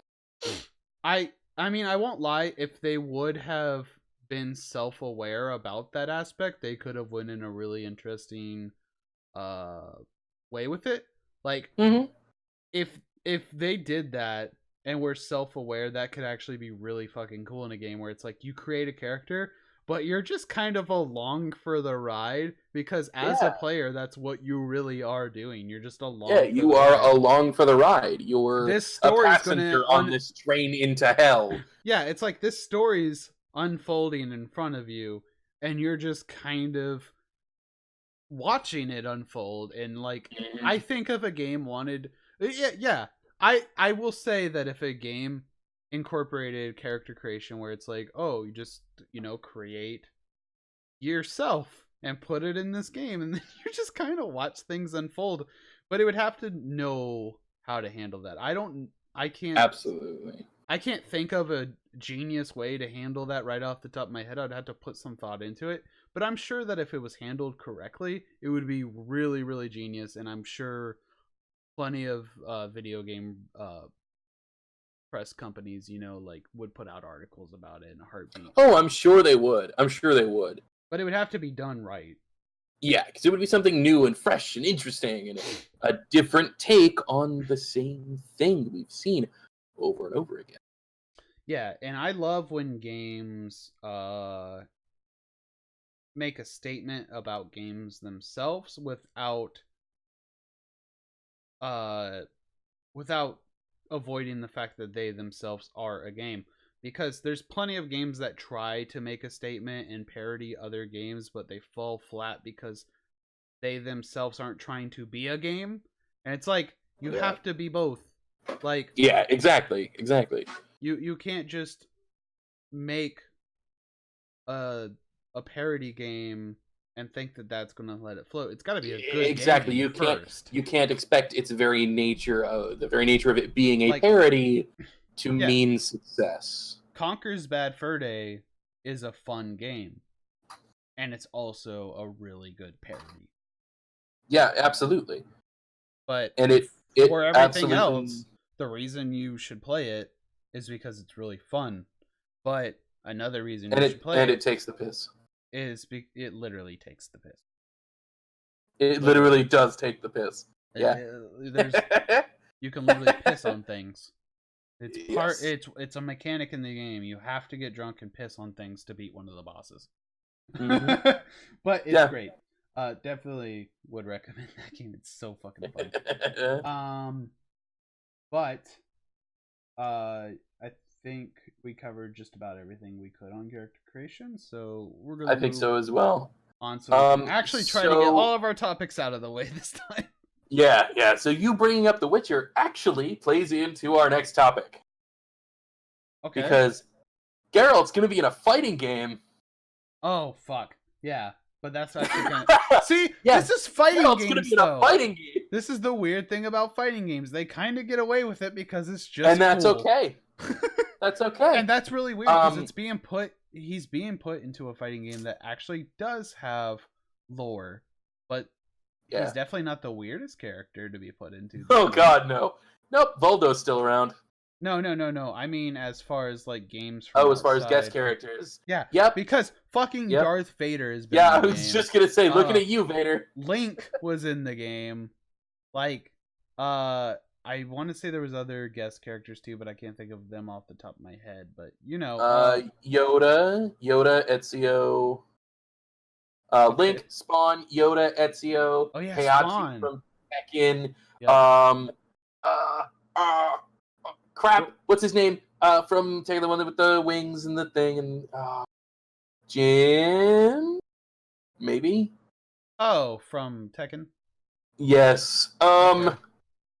Yeah, This Ezio. I don't That's remember. I think everybody, and then it looks like, as per the promotions and the images that I've seen for Soul Cal 6, it looks like we might be getting Cloud as well, which is very strange. What the fuck? Okay, he's just in so many fighting games now. I'm okay with it though. He's in I Smash. am. Yep, That was really weird. that When they one were was very strange. like I didn't hate it, but I was like, I tried to learn Cloud. Honestly, when the he first character got I'm out. still waiting for is Sora, and I don't care what anyone says. They can call me cringy as fuck, but That would be so Sora cool. would be so fun in a Smash game. Yes, Oh my fucking god, very he'd be much so fun. Like his mechanics would fit really well with a Smash game. I agree. I But agree. yes, the topic that Pat's trying to segue here is And failing horribly. is genre hopping, and it's not exactly what he was saying. There's the whole guest star, like when you guest star, when a character makes a guest appearance in another genre of games. That's one type of thing. But more along the lines when we say genre hopping, we mean when a series decides to completely flip itself over and say, you know what? I know you used to like the fact that we were an adventure game, but we're a shooter now. Or something like that. I can't think of a game that actually became a shooter, but you know. Or when they take a beloved, absolutely adored platforming game and they make you wait for years and years, and then the next game comes out thinking, oh, it's going to be number 3, it's going to be fantastic, and then you get a mission-based I'm having moments here. You get a mission-based game that takes a beloved set of characters like Banjo-Kazooie, and it turns into a game about goddamn Lego cars. Oh my gosh. Or oh geez.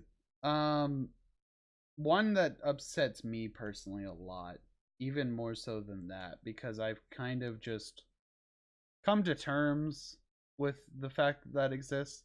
And I've actually watched some videos that make some good arguments about why Nuts and Bolts is a good game on its own, but it's a bad Banjo-Kazooie game. But they make some in general. They make some good arguments as to why it's a good game on its own.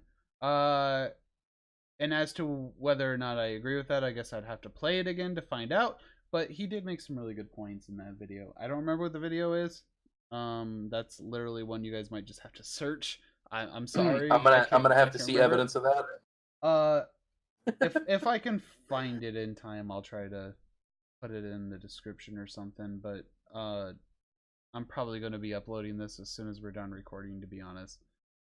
Probably that would make sense. I do have plans tomorrow, and it's pretty late. But the game that personally upsets me is the Paper Mario series. The first 2 Paper Marios were completely RPGs. They had platforming mechanics, but they were great. They were RPGs. And a lot of people loved The Thousand Year Door. Like, so many people love that game. Myself included. And for a lot of people, that was actually one of their first RPGs because they loved Nintendo, they loved Mario, and they were like, oh, what's this? And they play Paper Mario, and then they fall in love with the turn-based fighting systems.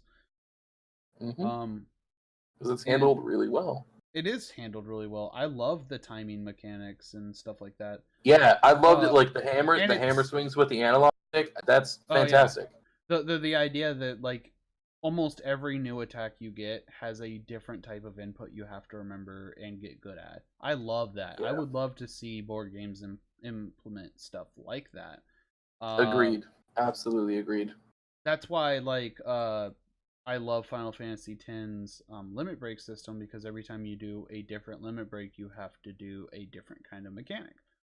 So yep, there's a different set of inputs to go along with them all. Yeah. I think Final Fantasy VIII started that, but I don't want to get too sidetracked on that. But Anyway. Paper Mario has decided that since Mario and Luigi, um, like the Superstar Saga and all those games, those are already well established and well selling RPG titles for Mario, and So why break the formula? they felt like having that and Paper Mario was redundant. I would disagree tightly. Now, But I can understand I can why they would be understand their hesitant logic. to have both bouncing around.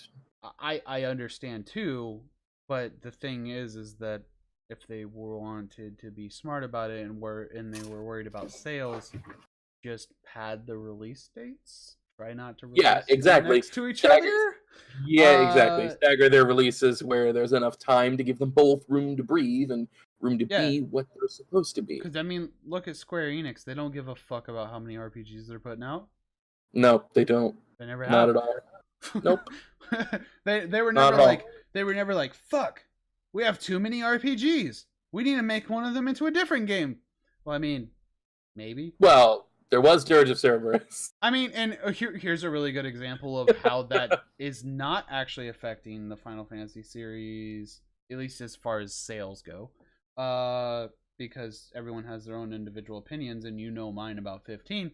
But 15 was trying to go more in the same way that Kingdom Hearts was. And it's not like they're going to stop making Kingdom Hearts games.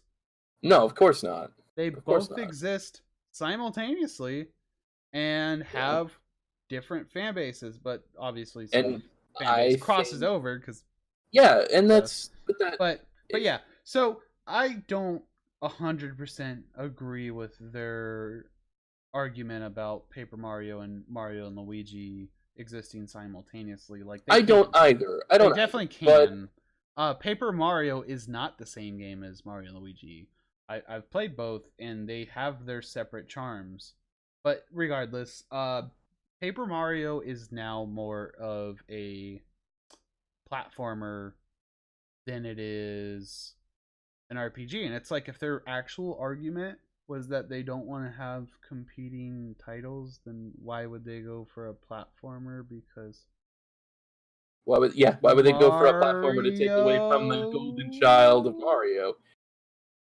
It's like, why would you pull audience away from Mario proper onto another platformer? It's like your argument's a little thin, Nintendo. Give us a real reason as to why you're fucking us over. Please. Yeah. Please explain to me why you're giving us this fucking shit game. Woof! Hot take. Yeah. Hot fucking take. I'm sorry. I'm very opinionated when it comes to that. It's fine. It's just funny. I love the first two games. And as where there are arguments to say that the other Paper Mario games are good games, they're not RPGs. And that's why it upsets me, is because I want another Paper Mario. Yeah, RPG. we want another 1,000 Year Door. Well, not necessarily specifically 1,000 Year Door, but you understand what I mean.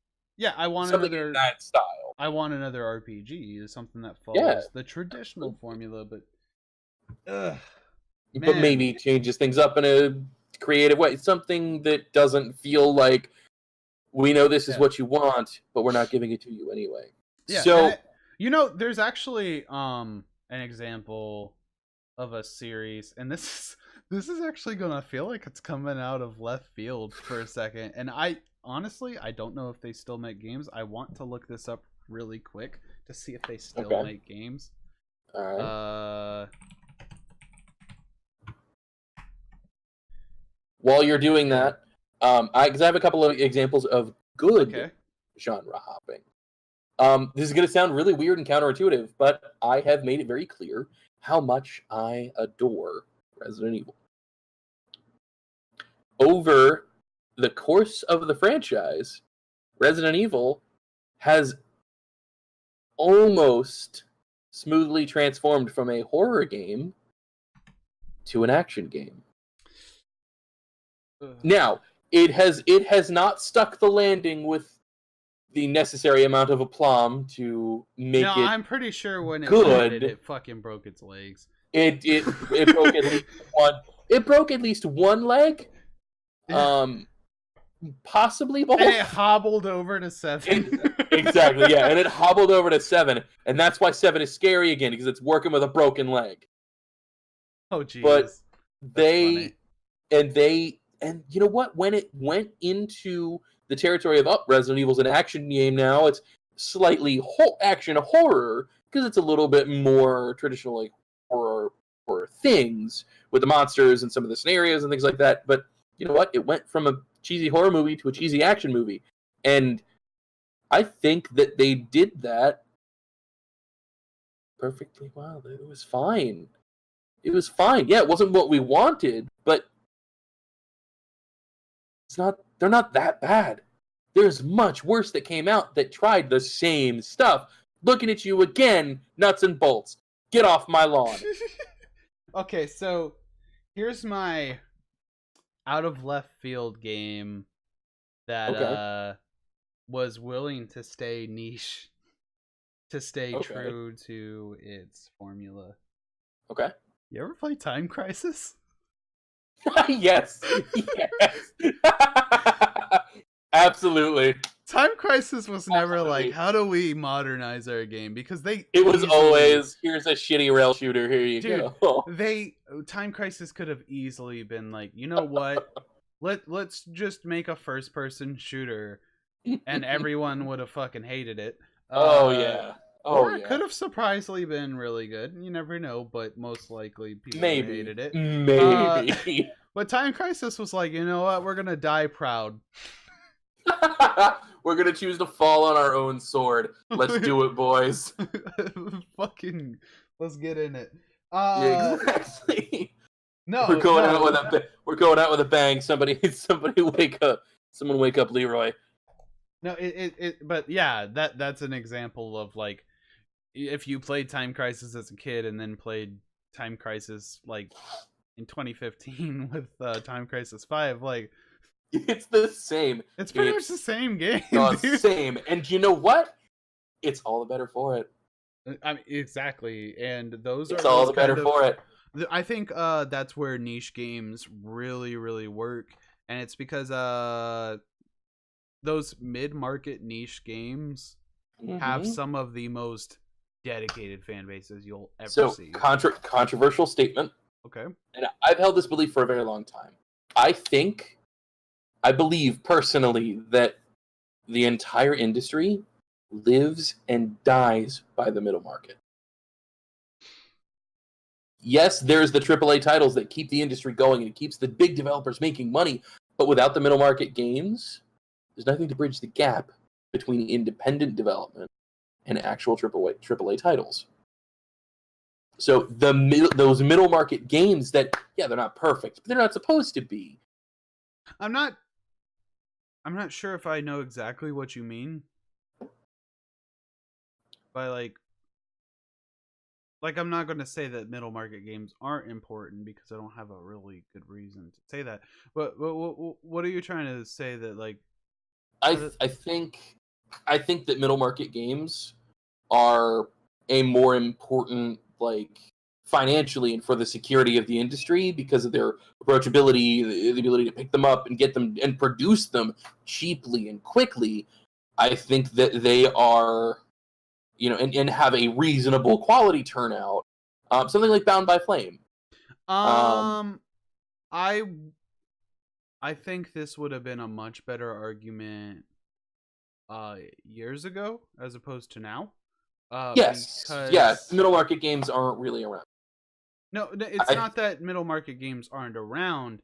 They're just, they don't fit the same role that they used to. I think they're better suited towards niche and on the rise companies. As far as like, because before I would have said middle market games are really important because they're the only way we're going to get like truly Truly creative new ideas. like yeah, because uh a middle market company doesn't have to play it as safe because they're likely not investing the same amount and of there's money or time. there's no expectation of a Yeah, billions and of dollars in returns. no, and it's uh like let me just think of some random name like fucking um medical bottle games industrial or something like that are putting out a game and it's like, okay, I've never heard of this fucking people, and they're just like, it's uh Relevant example: Platonic. The eh, people that made you no, come. see, that's not exactly where I was going with this. They were working off of an already established fan base and they were working off of their nostalgia, so that's different. But Well, no, I meant strictly like company size and company resources. I would say a better example is actually going back to Witcher. Um Oh, CD Projekt Red. yeah, CD Project Red, because you know how many people made The Witcher? 100. I think it was, wait, Really? it was either 100 or 200. Wow. But that's not a giant team, and The Witcher 3 isn't technically a AAA title, but it is. I It mean, is and it's not. Uh yeah, it's AAA worthy, that's for sure. And it it sold, definitely is. and it got Yeah, like absolutely. all the recognition of a AAA, but like CD Project Red was never a household name. They've definitely made Yeah. good games, and they are still going to be making good games. And that is personally a name where CD Project Red's like, hey, we're coming out with this game, and it's literally nothing you would have ever bought in the past, and I'll be like, I'll give it a shot because it's fucking CD Yeah. Project Red. Like they've gained that amount of trust out of me because they put so much fucking love and time into their games. And like Cyberpunk, um they people wanted and wanted and begged and begged and begged for information about the game, and CD Projekt Red said, you know, we're still working on it. Give us some time. We will put out information when we can. And then when they finally do, everyone's just fucking like amazed and they love it, and it got such good responses out of just a trailer. And the reason is because CD Projekt Red is smart. They didn't want to put out something that they weren't done with. They didn't want people to see content that they might not even be able to give you. Yeah. Uh Yeah. so And that was a real, I think that's a good way to go about that. Or definitely to go like about things like that. you can give people teasers like, hey, this is a game we're working on, but if you're not comfortable showing it, then don't. No, and so when I think of like middle market uh studios, I guess I would think more along the lines of like these small studios who aren't necessarily beholden to uh these deadlines and all these people who are funding them, because with games like Mass Effect Andromeda and like Final Fantasy 15 and stuff like that, whether you like these games or not, they were released in what a lot of the people who worked on those games would probably call an unfinished state. And it's because they're not releasing the game because they think it's finished. They're releasing the game because they have a deadline. And Hmm. these middle markets, they some of them probably have deadlines as well. I'm sure a lot of them treat themselves in similar regards to a AAA studio, but uh, middle market games used to be what we now think of as indie. Um, Yeah. I think indie's kind of taken that role. There's definitely still middle market games. Like if you think of, I'm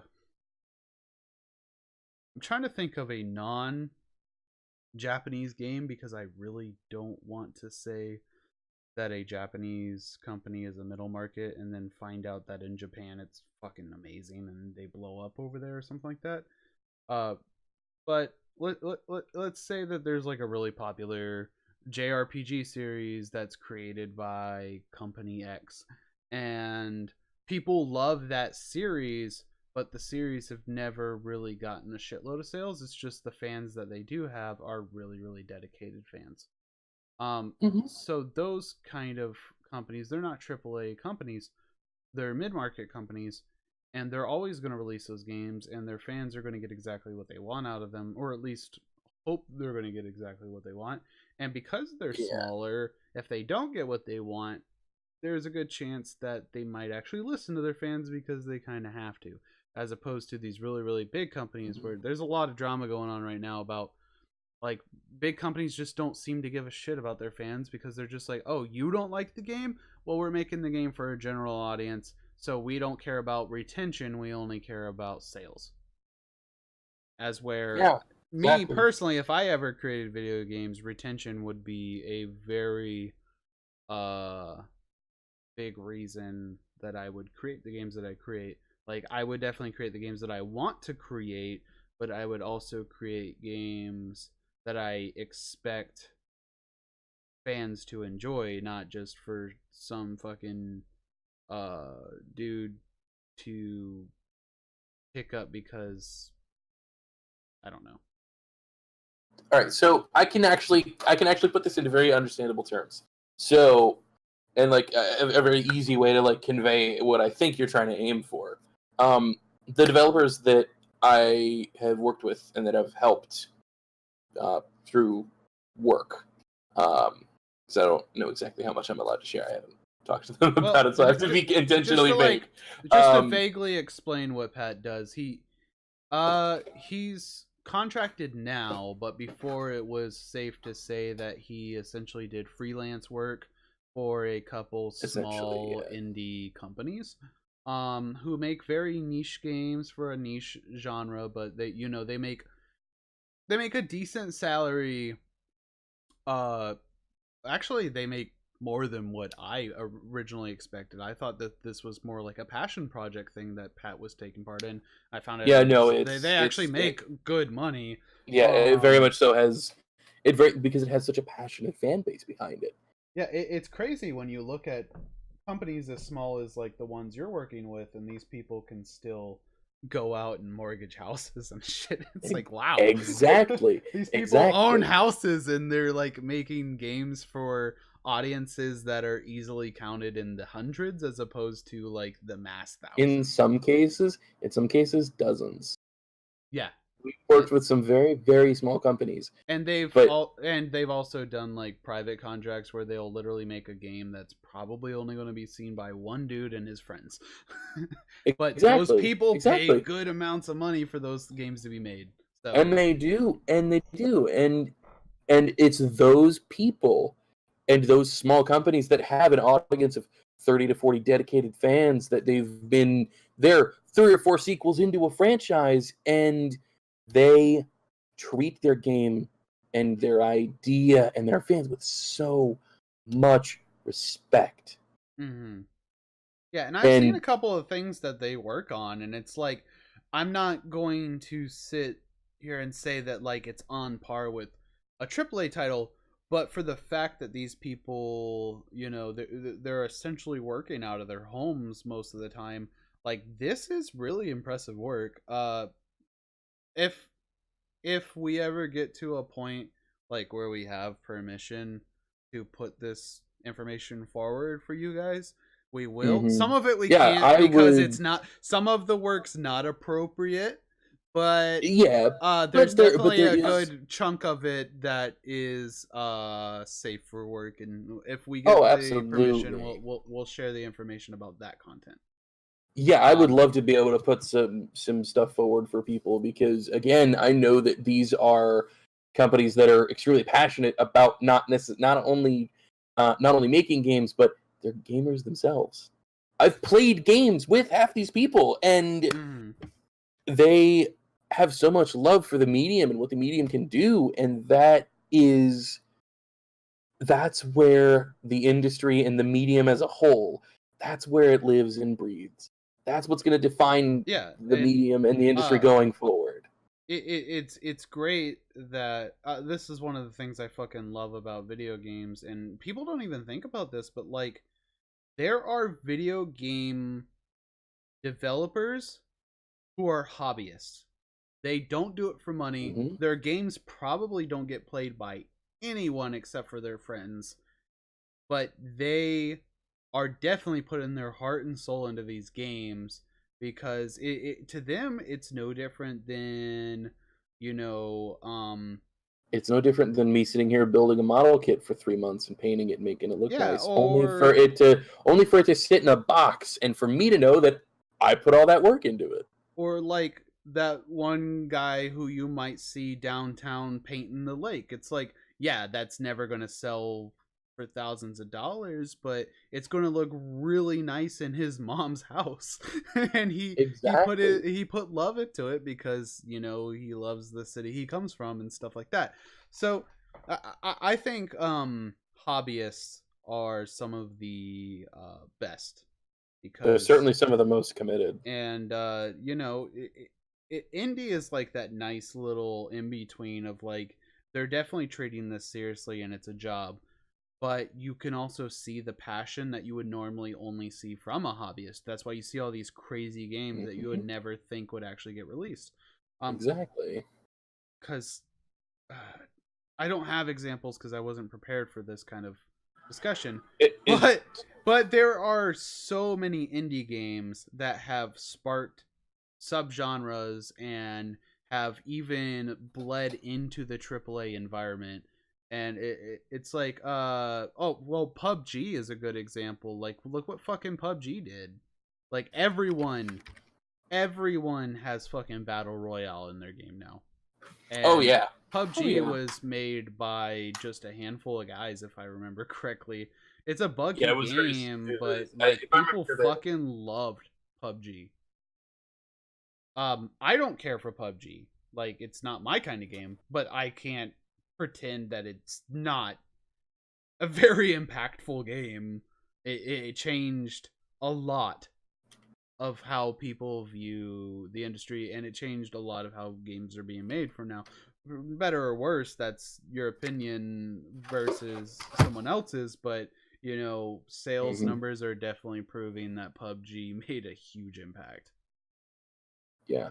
No, it did. It definitely did, and its impact will probably be Um, felt for a and long time. and us being really big fans of RPGs, we actually have a lot to thank for the indie community because the indie RPG community proved to these bigger developers that yes, we still like turn-based RPGs.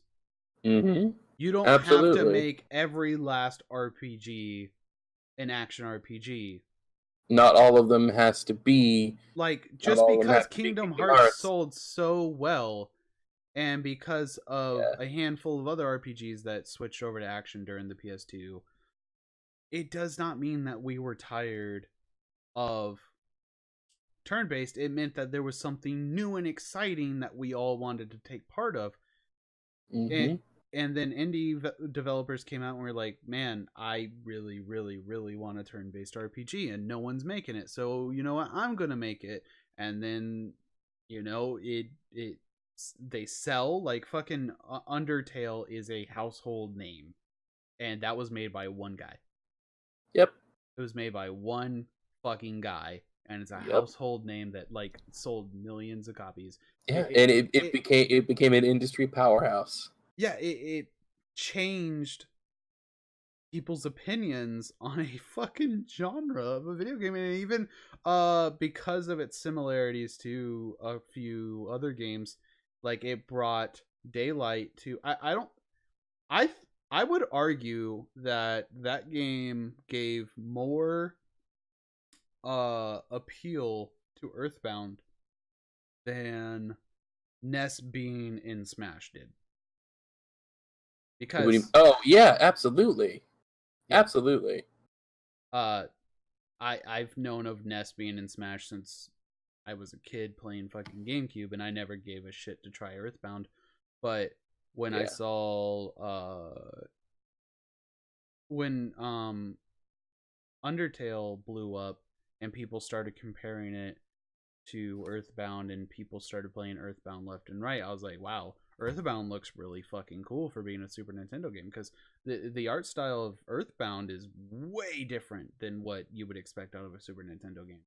And Mm-hmm. that's appealing enough for me to at least download it and give it a shot. Um but yeah, uh that's actually a tangent that I'm not upset that we got on.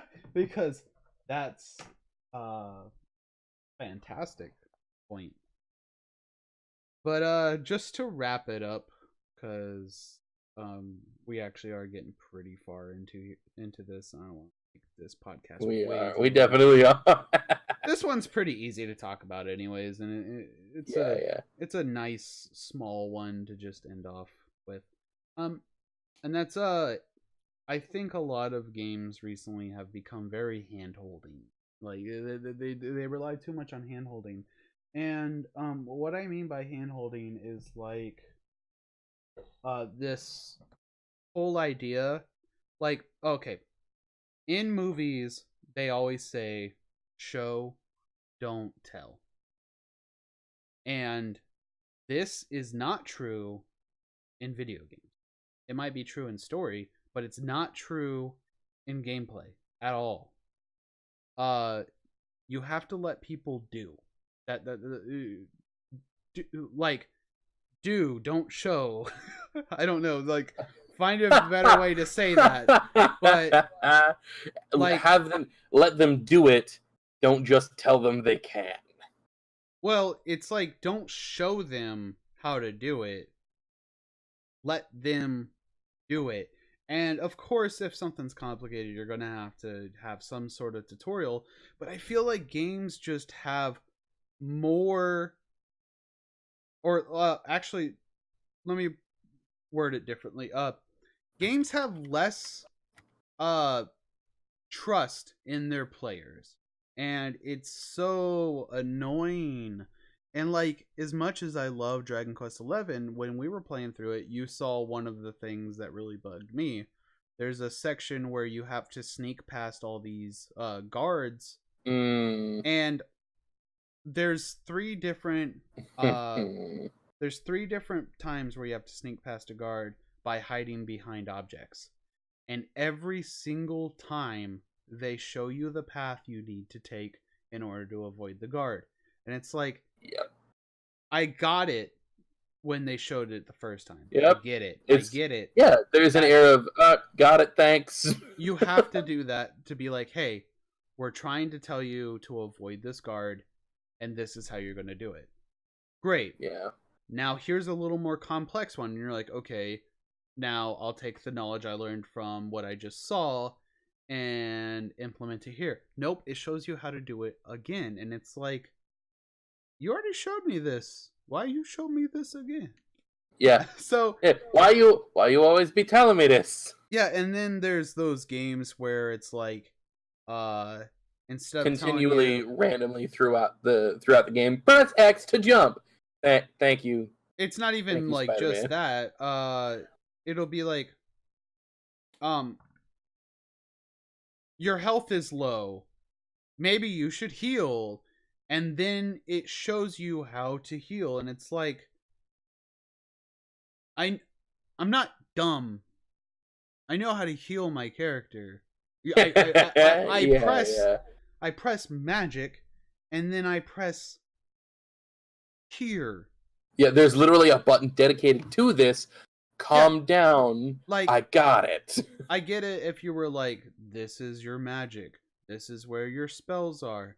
And then you said, this is the spell that cures you. This is the spell that deals damage. And like, that was the very first fight I ever got into. Fine. Yeah. But if I'm a couple fights into the game and you're still telling me how to use combat mechanics that aren't new, it's just going to frustrate me. And Oh it's yeah. one of the problems that I have with a lot of modern games is I'm just waiting for them to let go of my hand and let me play the game. And it's one of the reasons Hmm. that like I thought I disliked Persona. I actually like Persona. I just like Persona 3 because Persona 3 is like, "Oh, you didn't get it right. Better luck next time." And then Persona 5 is like, "Oh, you didn't get it right. Well, let me show you again." And it's like, it's I don't need you to show me again. I fucked up. I learned from my mistake. Let me learn from my mistake on my own. Like I don't like it's like trying to show a kid how to do something. When you show them how to do it the first time, they're not antsy about it. But like if you show a kid, "Hey, this is how this is how you skip a rock on a lake," and then you do it with them, and they're like, "Oh, that's really cool," and then they try to skip the rock. If they fail on their first try, and you're like, "No, no, no, do it like this," they're you know how kids are gonna react. They're gonna pull their Hmm. hand away and be like, "No, I got it," Yeah. because they need to learn. You have to let Exactly. them fail. You have to let people fail in order to learn.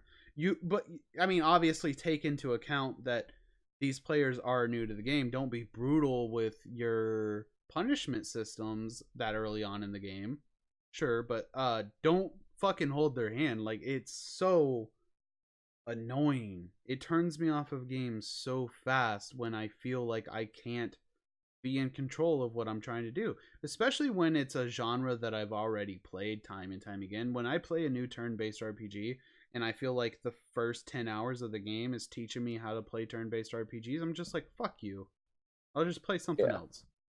And it's one of the reasons why I think that people who are long-standing fans of the series or the genre, I should say, not the series.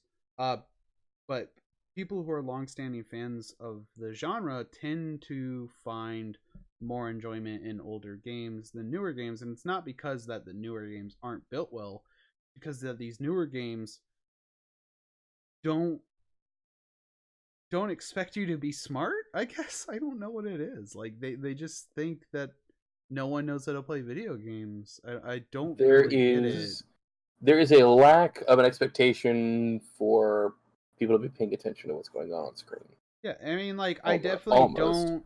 I don't think we should go back to the super old school traditional style where it's like go to the castle, and it's like, all right, Which castle? There's 7 on the map. it's like you maybe want to point me in the general direction at least, but Yeah, yeah. like also don't be like, hey, we need you to go to the castle. You know what? Never mind. I'll take you there. It's like I can when you pointed at it, I saw it. It's the fucking giant one across the way. I get it. I know where to go. Yeah. Like, just let me go, please. I'm begging Yeah, you. yeah. Let go of my Please hand. just let me go. You have to let me Yeah, go. no, No, but yeah. So yeah, that's just a small thing that I wanted to get off out there. I mean, I don't know if you have any great examples of games where it's just like you just had to fucking put down the controller and was just like, no, fuck it. You obviously know how to play the game for yourself. I don't need to be here. yeah.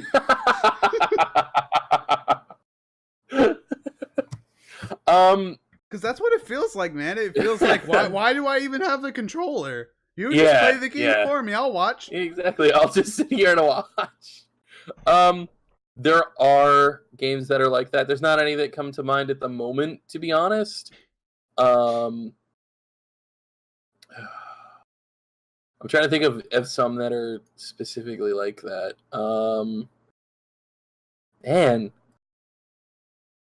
Yeah, I mean, there's such a lack of there's like such a lack of diversity in what I play on the regular that I don't encounter a lot of stuff like that.